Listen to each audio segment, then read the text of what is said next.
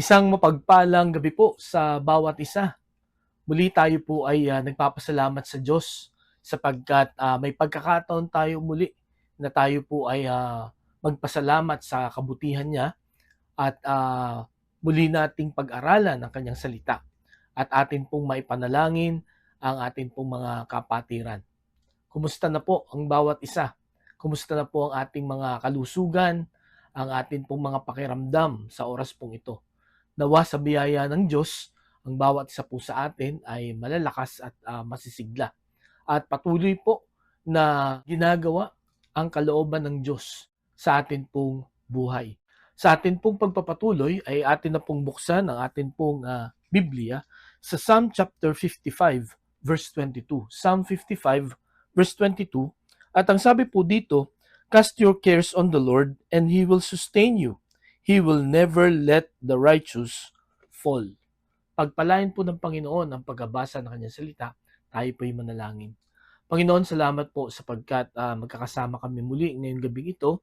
Salamat sa kalakasan at kasiglahan, sa kaligtasan na inyo pong pinagkaloob, na siyang dahilan kung bakit po kami ay may pagkakataon at may dahilan kung bakit magkakasama-sama kami ngayong gabing ito. Lord, sa aming pag-aaral ng inyong salita, tulungan mo kami, Panginoon, na maunawaan ito at may sagawa ito sa buhay namin.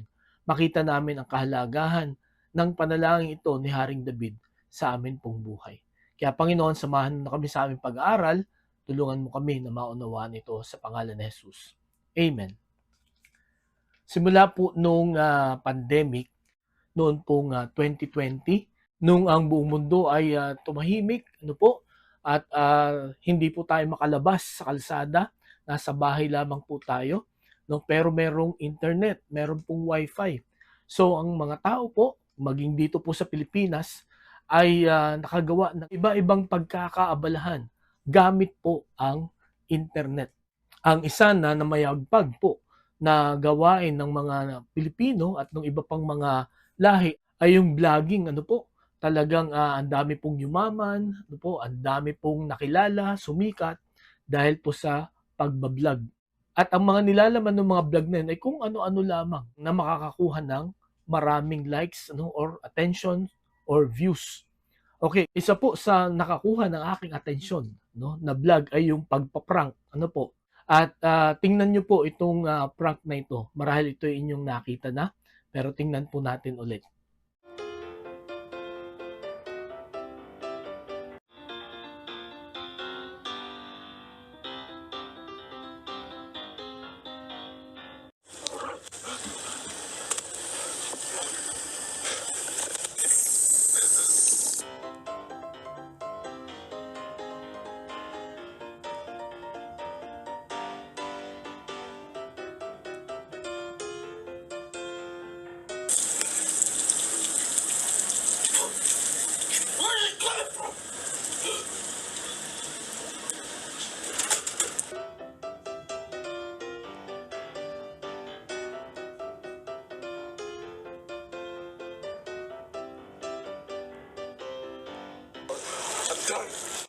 Okay, so kung kayo po ang nandoon sa kalagayan ng lalaking yun, ano po ang inyong magiging reaction din? Di ba magagalit din kayo? At ito rin ang inyong sasabihin, kailan matatapos? Kailan mawawala ang shampoo na ito? Kailan mauubos ang bula? Ginawa mo na ang lahat ng paraan para mawala ito. Talagang ang dami ng tubig na iyong ibinuhos para mawala ang shampoo na yun, pero hindi siya maubos-ubos. At yun nga, alam natin na ito ay prank lang dahil nga hindi makakita, dahil nga sa bulang-bula ang mata, ay hindi niya napapansin na may naglalagay ng shampoo doon sa kanyang ulo. So, napansin natin, at marahil kung tayo rin nga ang naandun at hindi natin alam, ang lagi nating sasabihin, kailan matatapos, or kailan mawawala ang bulang iyon. Ngayong gabi mga kapatid, sa totoong buhay, hindi walang nagpa-prank sa atin. Pero marahil ay nasasabi rin natin 'yan parati, lalo na pagka tayo po ay dumaraan sa pagsubok, pagka tayo po ay maraming problema. Di po ba? Madalas nasasabi po natin, Kailan matatapos ang mga problemang ito? Kailan matatapos ang mga kabigatan na ito? Kailan ito mawawala? No po? At ngayong gabi, marahil yan pa rin ang iyong nararamdaman. Or marahil naramdaman mo na yan. At ito rin po ang aking sinisigurado sa inyo. Kung hindi nyo po yan nararamdaman, darating yung time, mararamdaman din po natin yan. Sunod-sunod ang mga pagsubok sa buhay. At wala tayong pwedeng masabi, kundi kailan matatapos ito. Mga kapatid, ngayong gabi sa atin pong pag-aaral, yan din po ang naranasan dito ni Haring David. No? Napakatinding problema at kabigatan. Kung mapapansin niyo po, karamihan sa prayers ni Haring David ay puro paghingi ng tulong sa Panginoon dahil sa panganib, problema, no, kabigatan na kanyang nararanasan. At sa particular po na talatang ito, no po, kung sa gabing ito, ang atin pong laging sinasabi ay kailan matatapos ang mga problemang ito, kailan mawawala, no? Kailan gagaan ang pinapasan ko sa buhay. Tingnan po natin at pag-aralan natin ano ang ginawa ni Haring David para mawala ang mga kabigatang iyon sa kanyang buhay. Pinagbatan ko po ang mensahe natin ngayon pong gabi, relieved from burdens, no? Relieved from burdens. Pagkawala ng kabigatan, no? Tama po ba yung aking Tagalog? No, pero I hope naintindihan po natin ang kahulugan, no? At nais ng Panginoon na matutunan natin ngayong gabing ito. Paano tayo marirelieve? Paano gagaan, no po, ang atin pong mga kabigatan? Ito pong Psalm 55, kung inyo pong babasahin ang buong chapter, ito po ay isang awit ng panalangin na paghingi ng tulong dahil sa matinding panganib na nararanasan at mararanasan ni Haring David dito. At ang isa pa na mapapansin niyo po dito, ayon sa mga Bible scholars, kaya daw po ito sinulat ni Haring David ay dahil sa he was betrayed by his close friend. At makikita po natin yan dito sa verses 12 to 14. Ang sabi po dito, if an enemy were insulting me, I could endure it. If a foe were raising himself against me, I could hide from him. But it is you, a man like myself, my companion, my close friend, with whom I once enjoyed sweet fellowship, as we walk with the throng of the house of God. So, ang sabi po dito ni Haring David, kung sa aking mga kaaway, no, kung ako iinsultihin nila, kaya ko yun, no? Kung lalabanan nila ako, kaya kong taguan sila. Pero ikaw na malapit na kaibigan, no? Lagi tayo nagfe-fellowship, no? Siguro makikita natin dito yung agony ni Haring David na ang hirap, no? Sabi nga nila, mas mahirap daw kalaban ang kaibigan kaysa sa kaaway talaga natin. Di po ba? Ang sabi pa dito sa verse 20 and 21, my companion attacks his friends, he violates his covenant, his speech is smooth as butter, yet war is in his heart. His words are more soothing than oil, yet they are drawn swords. Okay, so dito natin makikita, no, yung tindi ng betrayal na ginawa sa kanya ng kanyang close friend, no? Talagang pinagkanulo siya, no? Maganda yung kanyang pananalita, no? Pero behind those sweet words, ano, ang sabi dito, war is in his heart. At ang sabi pa doon, they are drawn swords. Okay? Kumbaga, sasaktan talaga siya. May planong saktan siya. Alam niyo po, kung aalamin natin kung sino itong friend na ito, ay makikita natin sa 2 Samuel chapter 15 verse 31. Ang sabi dito, now David had been told Ahithophel is among the conspirators with Absalom. So David prayed, O Lord, turn Ahithophel's counsel into foolishness. So, itong pangyayari pa lang ito ay nung si Absalom ay nagplano ng kudeta, no? Nagplano na patalsikin si Haring David at naging kakampi niya si Ahithophel. Sino ba itong Ahithophel na ito? Makikita po natin sa 2 Samuel 16:23. Ang sabi po dito, Now in those days, the advice Ahithophel gave was like that of one whom inquires of God. That was how both David and Absalom regarded all of Ahithophel's advice. So, makikita po natin dito na itong si Ahithophel ay one of the advisors of David. At ganito nila itrato ang advice ni Ahithophel. Ang sabi dito, now in those days the advice Ahithophel gave was like that one who inquires of God. So parang ang boses or yung advice, no po, yung payo ni Ahithophel pagka nagtanong ka ay parang boses ng Diyos, no? Kumbaga tama parate. Lahat ng kanyang payo ay nakakatulong, nakakabuti. At yun ang ginawa ni King David at ganun din si Absalom. Kaya ang prayer ni King David nung malaman niya, no, na si Ahithophel binitray siya, no, kumampi siya kay Absalom at itong si Absalom humingi ng advice kay Ahithophel, yun ang prayer niya na sana maging kamangmangan, no, ang payo ni Ahithophel kay Absalom. Kumbaga sana mali, maging palpak. Kasi nga, yun ang kanyang experience, no, kay Ahithophel. Lahat ng kanyang advice, no, it's as good as God's advice to him. Ibig sabihin, laging tama. So, dito po sa Psalm 55, ito po yung, kumbaga, dito natatakot si King David. Ito yung kanyang matinding burden. No? Binitray siya ng kanyang close friend. Binitray siya ng kanyang advisor. No? Meron po ba kayong ganitong kaibigan? Na-experience nyo na ba na i-betray kayo ng inyong close friend? No?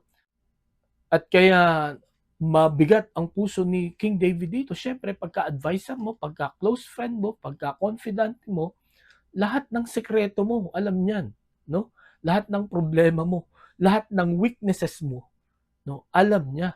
Kaya kung binitray ka niya, no, ipinagpalit ka sa kalaban mo, sigurado madali kang matalo. Di po ba? So ganito po ang sitwasyon ni King David nung sinulat niya itong Psalm 55, no?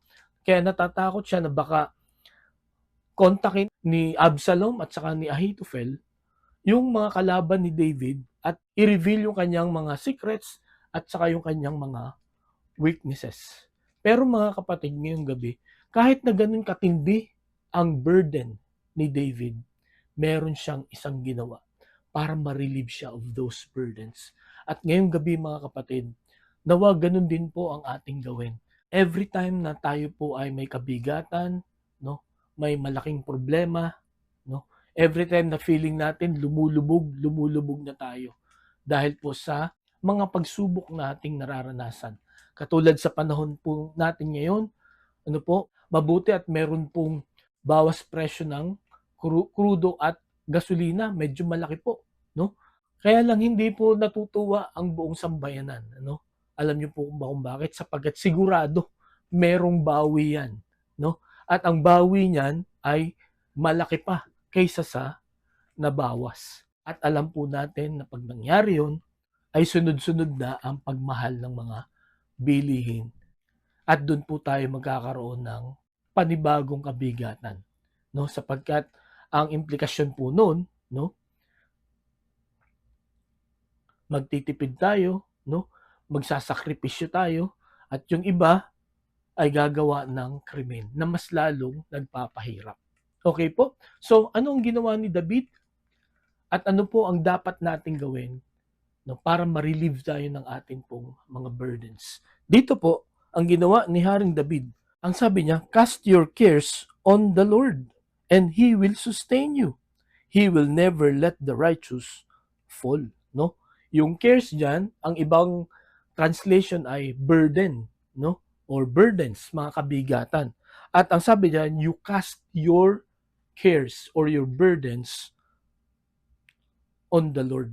Ang ibig sabihin ng word na cast ay ibigay mo, ano? Ipasa mo, no? Sa Greek, pagulungin mo, no? Sa Panginoon lahat ng iyong kabigatan. Siguro ang tanong natin ngayong gabi, paano ba 'yun? No, paano ba natin maibibigay ang kabigatan natin sa Panginoon. No? At paano natin malalaman na naibigay na natin yung mga kabigatan natin sa Panginoon? Okay? So meron pong tatlong paraan tayong makikita buhat po dito sa talatang ito. How can we cast our burdens unto the Lord? Okay? And in that way, we will be relieved from our burdens. Ang una na dapat po nating gawin, at ito po ang laging ginagawa ni Haring David. Una, you have to recognize your burden. No? Kailangan tanggapin mo, no? Kilalanin mo, no? Na meron kang kabigatan, na meron kang problema, na kailangan mo ng tulong. Di po ba? Sapagkat hanggat hindi mo nare-realize na hindi mo kaya yung mga kabigatan na yan, no? Hindi mo yan ipapasa sa iba, no? Or parang ganito po, no? Hanggat hindi mo tinatanggap na meron kang karamdaman, hindi ka pupunta sa doktor, hindi ka magpapagamot, no? Si Haring David, no po, every time na meron siyang problema, meron siyang nararamdaman na kakaiba sa kanyang katawan, sa kanyang puso at sa kanyang buhay, ito po ang kanyang ginagawa parati. Kanyang ipinapasa, kanyang ibinibigay sa Panginoon ang kanyang mga kabigatan. Ang sabi po sa Psalm 118 verse 5, "In my anguish I cried to the Lord, and He answered me by setting me free." Okay? Napakaganda po ng ginawa at laging ginagawa ni King David when he is in anguish, no? Sa ibang translation, in my distress, no? Sa kanyang depression, no? Depressed siya kasi ang daming humahabol sa kanya, ang daming pressure na kanyang nararamdaman, ano? Outside and inside, no, his kingdom. Okay? At dito nga sa Psalm 55, even his close friend betrayed him. At okay lang sana kung walang masamang mangyayari kung ibinitray siya. Pero yun nga, kaya siya ibinitray, no, ay para may masamang mangyari sa kanya. In fact, kung atin pong babasahin sa 2 Samuel chapter 17 verses 1 to 3, ito po ang plano ni Ahithophel. 2 Samuel 17, 1 to 3.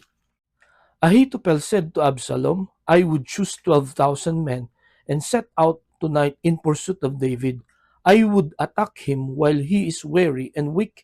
I would strike him with terror, and then all the people with him will flee. I would strike down only the king, and bring all the people back to you. The death of the man you seek will mean the return of all. All the people will be unharmed." So, ito po ang plano ni Ahithophel. Ito ang advice niya kay Absalom, no? Ang sabi niya, ako ay pipili ng 12,000 mga tao o mga kawal, no? At hahabulin namin si Haring David ngayong gabi habang siya ay, yun nga, masama ang loob, no? Mabigat ang kanyang puso at siya ay mahina. At ang sabi niya dito, I would strike down only the king. Ang gusto niya lang patayin ay ang hari. Alam niyo po ba kung bakit? Bakit ganito ang nangyari? No, bakit binitray ni Ahithophel si King David at bakit gusto niyang patayin si King David? Ayon po do sa articles na aking binasa, ito po ang dahilan. Okay, tingnan po natin sa 2 Samuel chapter 11 verse 3. Ang sabi dito, "And David sent someone to find out about her. The man said, 'Isn't this Bathsheba, the daughter of Eliam and the wife of Uriah the Hittite?'" So, pansinin niyo po, ito yung nagkasala si David nung hindi siya sumama sa gera, no? Siya ay nagpahinga lamang doon sa rooftop ng kanyang kaharian at nakita niya ang isang babaeng na naliligo, no? Na ito ay walang iba kundi si Bathsheba. At itong si Bathsheba ay anak ni Eliam. Sino si Eliam? Okay? Tingnan po natin kung sino si Eliam. Sa 2 Samuel chapter 23 verse 34. Ang sabi dito, Eliphelet son of Hashbal the Maacatite, Eliam son of Ahithophel the Gilonite. So, si Eliam na tatay ni Bathsheba ay anak ni Ahithophel. So, apo niya, si Bathsheba, anak niya, si Eliam. So, tingnan nyo kung bakit nagalit si Ahithophel kay David. No? Dahil sinira ni David ang family ng kanyang apo na si Bathsheba. Nakuha niyo po ako? Kaya marahil itong si Ahithophel, no, nagpakagaling siya, nagpakadalubhasa siya para maging close friend siya, no, ni David. Pero meron siyang hidden agenda.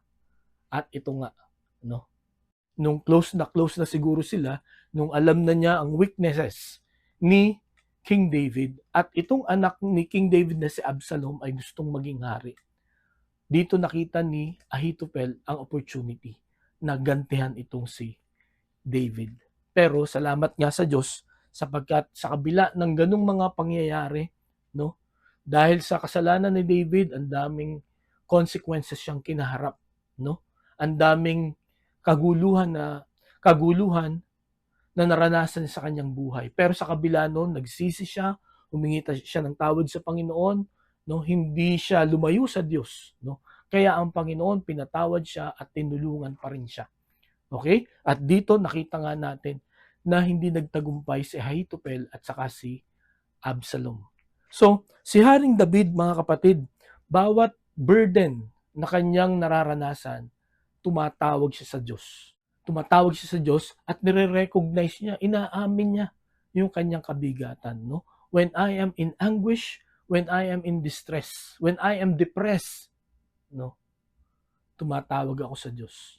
So ang una po, para ma-relieve tayo sa ating burdens, we need to recognize ang atin pong mga kabigatan. Hindi po dapat nating ito iwasan, no? Or ipagpawalang bahala or itanggi, no? Na meron tayong problema. Sapagkat kung susuriin talaga natin ang atin pong buhay, ito ay punong-puno ng mga pagsubok at kabigatan. Si King David, he recognized it. At ito po ang simula para tayo po ay ma-relieve from our burdens. No? You have to recognize your burdens. Okay? And then ang pangalawa, hindi lamang to recognize your burdens, you recall who God is. No? Alalahanin mo kung sino ang Diyos. No? Kung sino ang Diyos na iyong sinasamba, kung sino ang Diyos na iyong pinaglilingkuran. At dito, dinescribe ni King David kung sino ang kanyang Diyos. No? At kung ano ang gagawin ng Diyos sa kanya pagka tumawag siya. No? Pagka ibinigay niya yung kanyang kabigatan sa Panginoon. Ang sabi dito, He will sustain you. He will never let the righteous fall. No? Palalakasin ka ng Panginoon kung nanghihina ka na. Tutulungan ka niya, no? Na ituloy na gawin ang kalooban niya sa iyong buhay. No? Hindi ka niya papabayaan. Hindi ka niya iiwanan. Ang sabi sa Psalm 34 verses 18 and 19, The Lord is close to the brokenhearted and save those who are crushed in spirit. A righteous man may have many troubles, but the Lord delivers him from them all. So ito po ang pinanghahawakan ni David na kayang gawin sa kanya ng kanyang Diyos. Ano? Ang sabi niya, the Lord is close to the brokenhearted. At dito po sa Psalm 55, nung sinusulat niya itong awit na ito, he was brokenhearted. Kaya alam niya na malapit sa kanya ang Panginoon. At anong gagawin sa kanya ng Panginoon? Bakit ganun siya kalapit, no, sa mga brokenhearted? The Lord will save those who are crushed in spirit, no? Para iligtas ka, no? Para pagalingin ka, para buuin ka. Okay? And then sa verse 19, a righteous man may have many troubles, but the Lord delivers him from them all. Kung tayo po ay tatawag sa Panginoon, kung ibibigay natin sa Panginoon ang ating mga kabigatan, ano po, tutugunin niya ang atin pong mga panalangin, at ang sabi pa po dito, tayo po ay kanyang ililigtas sa tiyak na kapahamakan. No? At yan po ang naranasan ni Haring David nung sinulat niya itong Psalm 55. No? At ang sabi niya, the Lord will sustain you. No? And the Lord will not let you fall. Okay? Tandaan po natin mga kapatid ngayong gabi, kung tayo po ay may mga kabigatan sa ating pong buhay, dapat po meron tayong gawin, no? Hindi po natin ito basta i-recognize lang, no? Ay, may problema ako. Ay, matindi ang aking pinagdadaanan ngayon, no? Hindi po doon nagtatapos ang atin pong reaction or response sa mga burdens ng buhay natin. Meron tayong dapat gawin. At para ito po ay gumaan, no, or mawala sa atin pong buhay, atin pong kilalanin, no, or ating alalahanin ang ginawa ng Panginoon sa buhay po natin all these years, no. Ang dahilan kung bakit po tayo buhay pa ngayon sapagkat tinutulungan tayo ng Panginoon, no. Sa mga panahon na tayo po ay nahihirapan or may kakulangan or gipit, no, makikita po natin that every time na ibigay natin ito sa Panginoon, ang sabi nung talata nating binasa, God will always deliver us. Kung sa panahong ito na sa kalagitnaan tayo, no, ng matinding pagsubok, ito po ang ginawa ni David, no. Inilala niya kung sino ang Diyos na kanyang pinaglilingkuran. He sustains, no? He delivers, and He will not let us fall. Katulad ng nangyari sa kanya. Hindi hinayaan ng Diyos na mapatay siya ni Ahitopel. Hindi hinayaan ng Diyos na magtagumpay yung kudeta ni Absalom. No? Pinagtanggol siya ng Panginoon. At ganun din po tayo mga kapatid. No po? Malaking relief na sa buhay po natin na makilala natin kung sino at ano ang Diyos sa buhay natin. He is our creator, no? He provides everything that we need. And He is our Savior. Lagi niya po tayong ililigtas. At ang sabi nga po sa 1 Peter chapter 5 verse 7, casting all your cares upon Him for He cares for you. No? Ang Panginoon ay kumakalinga po sa atin. Ayaw ng Panginoon na buhatin natin itong mga kabigatang ito. Ang gusto niya, ipasa natin sa Kanya. Ibigay natin po sa Kanya. Kaya ngayong gabi mga kapatid, gaano kabigat ang dinadala mo? Bakit hindi mo ibigay yan sa Panginoon? No? Sapagkat ang pangako niya, He will sustain you, no? And He will not let you fall. Yan ang karanasan ni King David na napakaraming problema na dumaan sa buhay niya. Pero ang ginagawa niya, no, ibinibigay niya ito sa Panginoon. At bakit niya ibinibigay ito sa Panginoon? Hindi sa kanyang asawa, hindi sa kanyang mga anak, no, hindi sa government, no, or hindi kung kanino man. Bakit sa Diyos? Because He knew His God, no. At ganun din po tayo mga kapatid. Kung kilala mo ang Diyos na pinaglilingkuran mo, madaling ibigay sa Kanya ang mga kabigatan na ito. Kaya napakahalaga na lagi nating pinag-aaralan na Kanyang salita. Sapagkat through studying His words, no, nire-reveal niya kung sino siya, no, nire-reveal niya kung ano ang pwede niyang gawin sa bawat isa sa atin. Mga kapatid, maaasahan natin ang Panginoon, no, He will relieve us from our burdens. So yun po ang pangalawa na paraan para ma-relieve tayo sa ating mga kabigatan. Una, we need to recognize our burdens, no? Kilalanin natin, tanggapin natin na hindi natin ito kaya, kailangan natin ang Diyos sa buhay natin. At ang pangalawa, we need to recall who God is in our lives, no? Balikan natin, no? Paano tayo tinulungan ng Panginoon? Balikan natin ano ba ang napag-aralan natin sa Biblia, no? Paano ni-reveal ng Panginoon kung sino siya sa buhay natin. Kay King David, ang revelation niya from God is He is the sustainer, no? He is the savior, He is His protector, no? And He will not let him fall. At ganun din po ang gagawin sa atin ng Panginoon. At ang pangatlo, release these burdens through prayers, no? Kasi ang tanong natin, paano ko ba ipapasa ito sa Panginoon, no? Anong gagawin ko? You have to release it, or you have to release them through prayer, no? Sa pamamagitan ng pananalangin.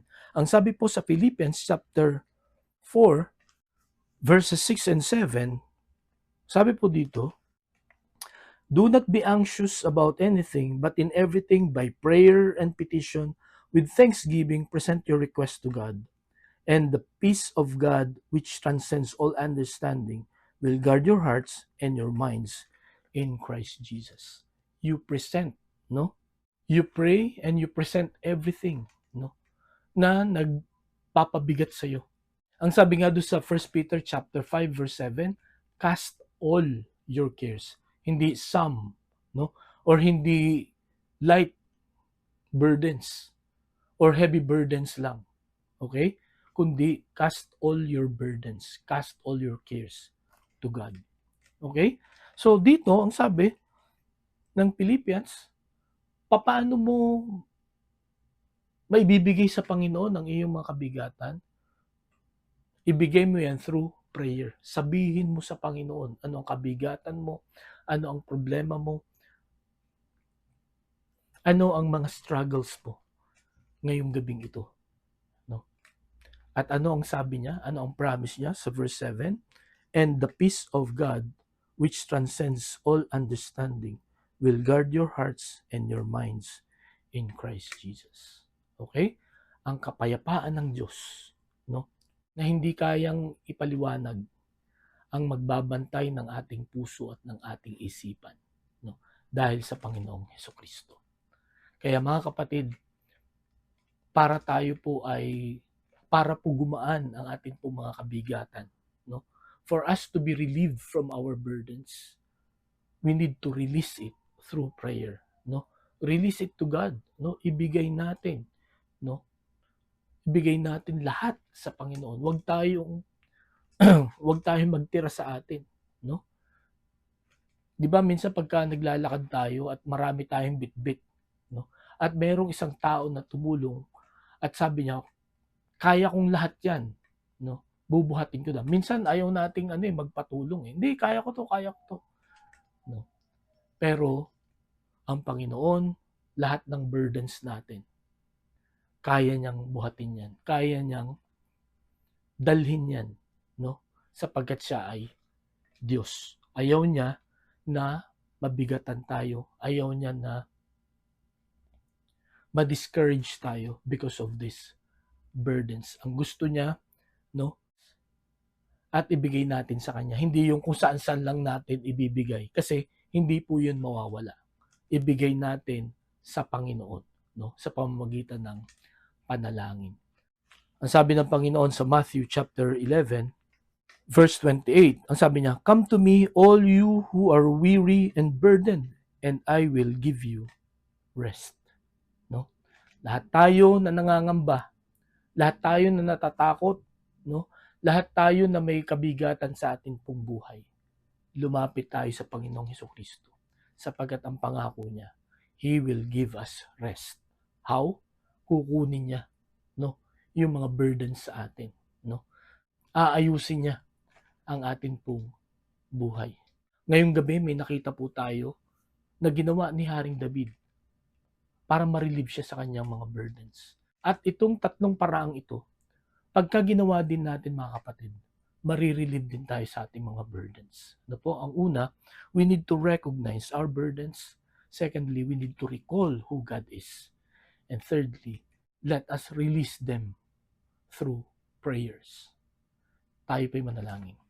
Panginoon, salamat po sa paalala ng inyong salita.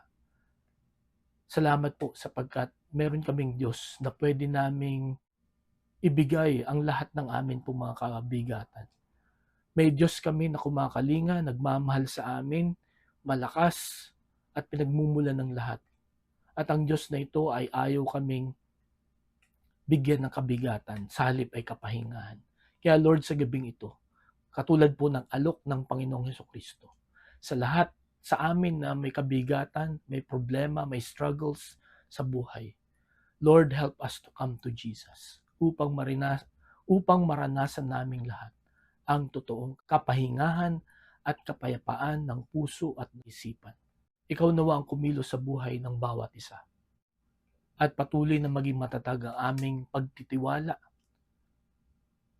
sa inyo sa pamamagitan ng salitang ito na aming napag-aralan ngayong gabi.